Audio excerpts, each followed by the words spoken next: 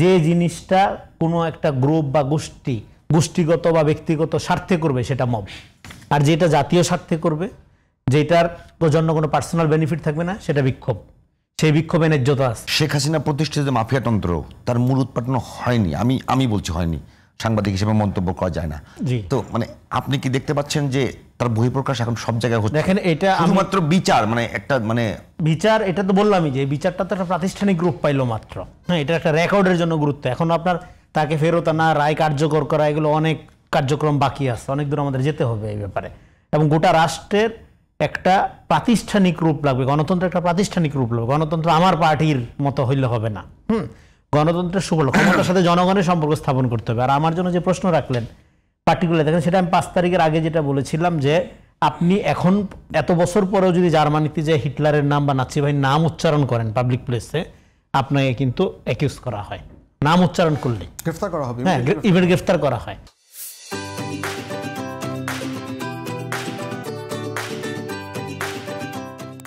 তো এখন আপনার 32 নাম্বার পূজা করার জন্য তো গণ অভ্যুত্থান হয়নি, এবং এগুলো পৃথিবীর কোনো দেশে ফ্যাসিবাদের কোনো সিম্বলকে রক্ষা করা হয় না, পৃথিবীর কোথাও হয় না। তো বাংলাদেশে কেন এটা এক্সেপশন আকারে বিবেচনা করা হচ্ছে? কারণ হলো আমি মনে করি এখানে ফ্যাসিবাদকে প্রোটেক্ট করার কাজটা ইনসাইড জব আকারে করা হচ্ছে। আপনার না হলে তো এটা সম্ভব না। না হলে যে জিনিস এতদিনে এখানে 1 বছর মেয়াদে গাছ হয়ে যাওয়ার কথা, হ্যাঁ, সেটা নিয়ে এখনো কেন ইস্যু থাকবে? সেটা তো ইস্যু হওয়ার কথা না। এটা 1 নাম্বার। আর 2 নাম্বার হইল, যখন যে কোনো কিছুকে মব বলা, এইটার বিরুদ্ধে আমি বহুদিন যাবৎ কথা বলতেছি। দেখেন, কোনটা মব আর কোনটা ইমানসিপেটরি ভায়োলেন্স, কোনটা মুক্তিকামী সহিংসতা।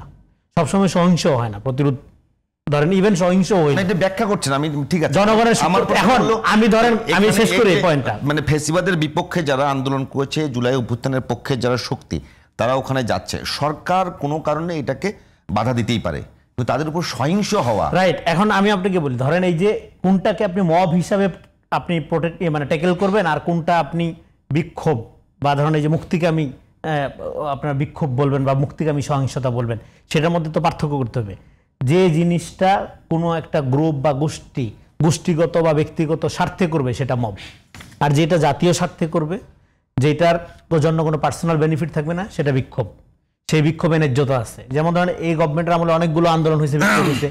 কিছু বিক্ষোভগুলোতে আওয়ামী লীগ ঢুকে গেছে, আনসার হিসাবে ঢুকছে, রিক্সাওয়ালা হিসাবে ঢুকছে। কিন্তু তাই বলে কি আনসারের সমস্যা নাই, রিক্সাওয়ালাদের সমস্যা নাই? সমস্যা তো আছে। তার মানে যারা এটাকে ক্যামোফ্লাজ করা বা স্যাবোটাজ করার জন্য ব্যবহার করে, সেটা এবং রিয়েল সমস্যা দুটাকে আপনার আলাদা করতে হবে।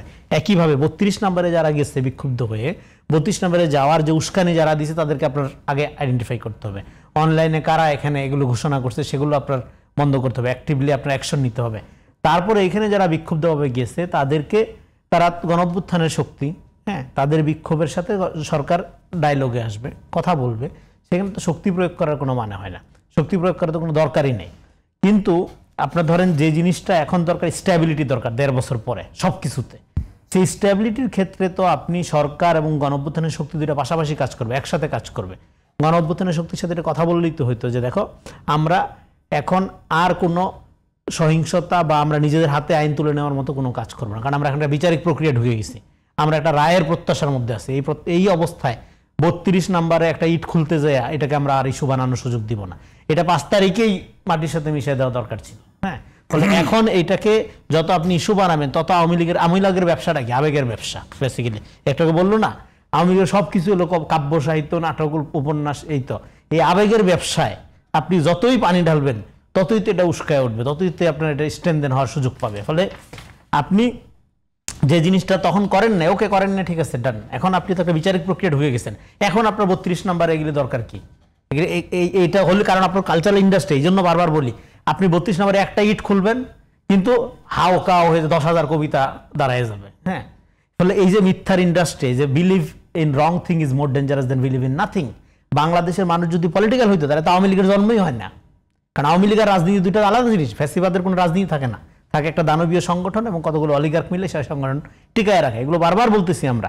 ফলে বিচারিক প্রক্রিয়া সৌন্দর্যের জন্য এখানে জুলাই গণঅভ্যুত্থানের শক্তি এবং সরকারের মধ্যে যে পার্থক্য, দৃষ্টিভঙ্গির পার্থক্য, অ্যাকশনের পার্থক্য, এটা তো খুবই আনফর্চুনেট। এতে করে কারা শক্তিশালী হয়? এরা অলওয়েজ এই সমস্ত অ্যাক্টিভিটি সময় অ্যাক্টিভিটি যদি ঘটে অবশ্যই ফ্যাসিস্টটা শক্তিশালী হয়। ইভেন 5 তারিখের পরে রাজনৈতিক মতাদর্শ আপনার আলাদা হইতে পারে রাজনৈতিক দলগুলোর, কিন্তু একটা কলিগ সুলভ সম্পর্কের মধ্য দিয়ে আপনাদের রাজনীতি করতে হবে। 100% বিরোধিতার রাজনীতি করার কোনো সুযোগ নেই।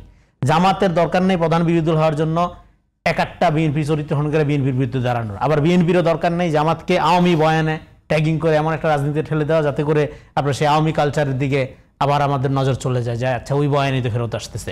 ফলে আপনারা যেখানে একজন আরেকজনের পরিপূরক একটা জাতীয় স্বার্থের রাজনীতি ডেভেলপ করবেন, সেখানে এইরকম মুখোমুখি অবস্থান হোক রাজনৈতিক দলগুলোর সাথে রাজনৈতিক দলগুলোর অথবা আপনার জুলাই গণ অভ্যুত্থানের শক্তির সাথে সরকারের, এটা টোটালটাই শুধুমাত্র শক্তিশালী করবে আপনাদের শত্রুদেরকে, পতিত ফ্যাসিস্টকে।